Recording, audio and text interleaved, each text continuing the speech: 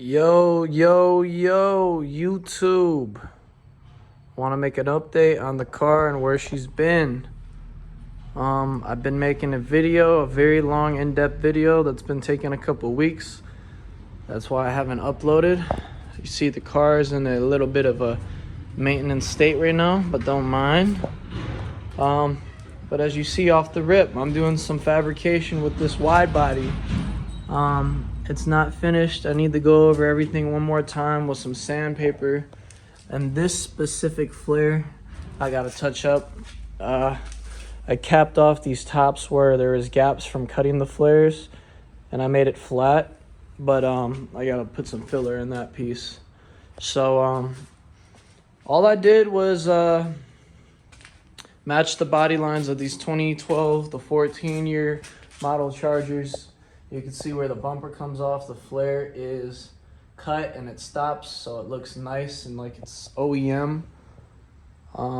Same with the back. The front bumper, I'm in the process of molding the flares right now.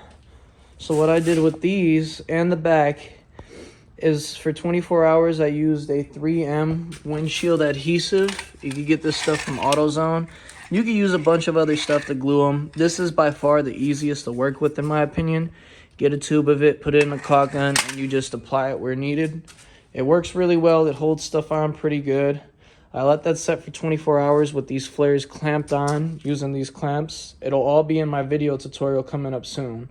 But I clamped that overnight, and then when the 24 hours were done, I also added some extra screws. I know it looks a little ghetto. Some people might not like the idea of that, but it secures them. So even with that glue, that adhesive won't come loose with time. So these are secured in all the way because you don't want these flares to loosen up. That'll cause this filler. Even though I'm using flexible plastic filler made for plastic to plastics like this, it can crack. It's just a filler at the end of the day. All filler could crack.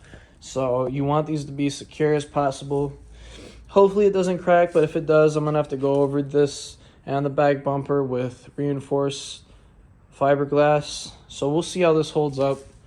The tops look a little nasty right now because the process of filling this gap is cutting some used plastic that I used from underneath the where I cut for the wheel clearance, because when you lower, your wheels are gonna hit your flares. They're gonna rub. You gotta cut your fenders underneath, and you gotta cut your flares underneath where you cut. And I used that plastic, melted it down, and used it for the tops of these flares and the bumpers to give it like an OEM look. And I'm glad I did because it helps with like this gap back here. I might have to add some here or sand this down. I'm probably gonna add some on this. I don't know yet, but you know, it's a work in progress. It's not done. As you see on this side, same thing. The flares are molded. They're on there pretty well. I gotta go over this with sandpaper, but this is where I cut. I added some weather adhesive stripping just so for when I lower the car, my wheel, you know, it doesn't hit anything sharp. Same with the front. You gotta cut more up front because when you're lower, this front end goes real low. This is just a plastic liner. I rounded off my cuts, so I shouldn't have any issues rubbing. And like I said, molding the front flares as well, making them one piece. It's not gonna look perfect, but I'm gonna make it look as best as I can because it is my car. I want it to come out looking OEM as possible. Yeah, I mean, there is some touching up I gotta do. It's a little bit of work to make it look completely perfect, but that's the whole point of being custom, you know, a lot of fabrication. That's just part of the process you gotta be willing to deal with.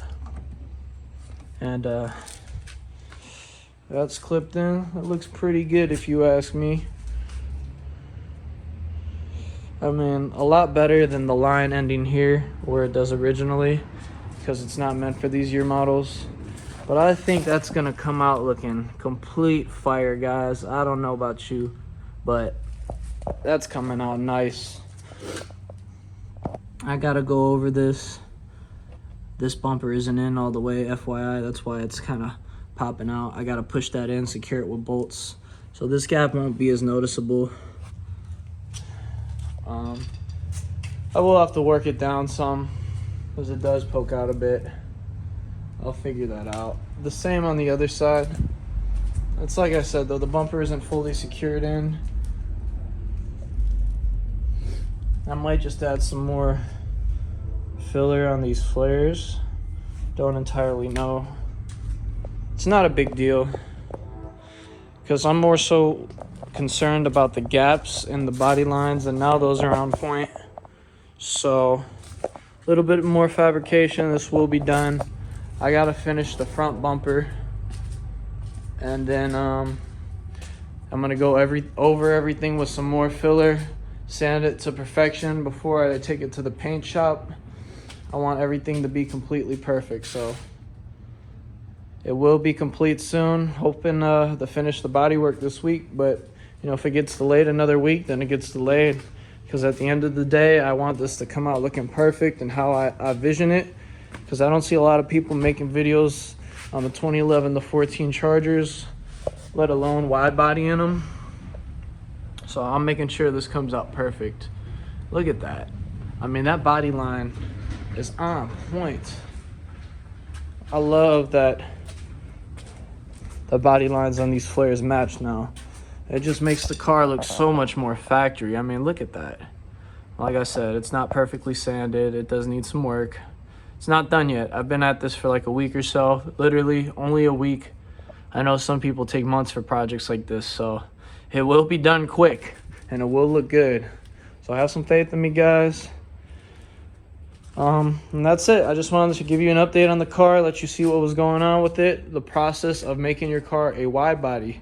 It's not as simple as slapping flares on. I mean, at least if you want it done the right way. But we got our wheel fitment on point. I'm gonna have some side skirts put on as well that match my front lip. She's gonna look good, so just give it time, guys. That's it for today. I'll catch you in the next video. Peace.